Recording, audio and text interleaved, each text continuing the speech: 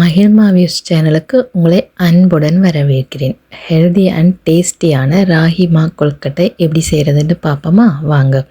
அதுக்கு முதல் கொஞ்சம் உளுந்து 4 ஏலக்காய் எடுத்து கோல்டன் ப்ரௌன் வர வரைக்கும் வறுத்து கொள்ளுங்கோ. வறுத்துட்டு அதை நல்லா அரைச்சி கொள்ளணும். அதில் பாதி உளுந்து எடுத்து வைங்க, அதை கடைசியாக வேணும். பிறகு 2 கப் ராகி மா எடுத்துக்கொள்ளுவோம். அதுக்கு கொஞ்சம் உப்பு போட்டுக்கொள்ளுங்கோ. எந்த கப்பால் மா எடுக்கிறோமோ அந்த கப்பால் 1.5 கப் தண்ணி விடணும். நீங்கள் எந்த கப்பில் இருந்து எடுத்தாலும் சரி, அதிலிருந்து 1.5 கப் தண்ணி விட்டுக்கொள்ளுங்கோ. தண்ணியை விட்டு இப்படி கொஞ்சம் கொஞ்சமாக நல்ல வடிவாக குழைச்சி கொள்ளுங்கோ. பிறகு சின்ன சின்ன உருண்டைகளாக பிடிச்சு கொள்ளுங்க. உங்களுக்கு எந்த ஷேப் வேணுமோ அந்த ஷேப்பில் சின்ன சின்ன உருண்டைகளாக பிடிச்சு கொள்ளுவோம். எல்லா மாவையும் சின்ன சின்ன உருண்டைகளாக இப்படி பிடிச்சு கொள்ளுவோம். பிடிச்ச உருண்டைகளை ஸ்டீமரில் அவிய விடணும். அப்படி ஸ்டீமரில் அவிச்சு எடுத்துக்கொள்ளுவோம். இது அவியிற கேப்பில் நாங்கள் என்ன செய்வோம்டா, ஒரு சின்ன தேங்காய் எடுத்துருக்கிறேன். தேங்காய் அரைச்சி முதலாம் பால் 2ஆம் பாலண்டு தனித்தனியாக எடுத்து வச்சுக்கொள்ளுவோம். பிறகு 4 க்யூப் சர்க்கரை எடுத்து, நான் 100 கிராம் சர்க்கரை வரும். 100 கிராம் சர்க்கரை எடுத்துக்கொள்ளுங்கோ. பாருங்கள், இப்போ ராகி கொழுக்கட்டை அவிஞ்சிட்டுது.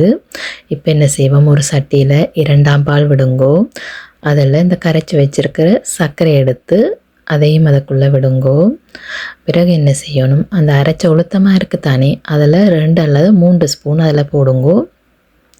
போட்டுட்டு ஒரு விஸ்க் வச்சு நல்லா கலந்து விடணும். விஸ்கால் கலக்கும்போது கட்டிகள் ஒன்றும் இருக்காது, ஈஸியாக சுலபமாக இருக்கும். அப்போ அதனால் விஸ்கால் நல்லா கலந்து விடுவோம். கலந்த பிறகு அடுப்பில் வச்சு கொஞ்சம் கொஞ்சமாக கிண்டி கொண்டு வர கொஞ்சம் கட்டித்தன்மையாக வரும். இப்படி கிண்டி கிண்டி வரணும், கொஞ்சம் கட்டித்தன்மையாக வரும். இப்போ இதில் அவிச்ச ராகி மா கொழுக்கட்டையை அதில் போடுவோம். போட்டு கொஞ்சம் கலந்து விடுங்கோ. கலந்து விட்ட பிறகு முதலாம் பால் தலைப்பால் இதுக்குள்ளே விடணும். விட்டுட்டு ஒரு 2 நிமிஷம் விட அது கொஞ்சம் கட்டித்தன்மையாக வந்துடும்.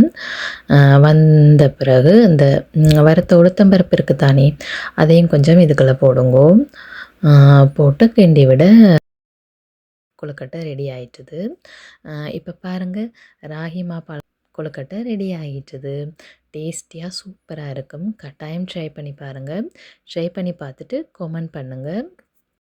ஆரோக்கியமாக இருங்க, சந்தோஷமாக இருங்க. அடுத்த வீடியோவில் உங்களை சந்திக்கிறேன். நன்றி.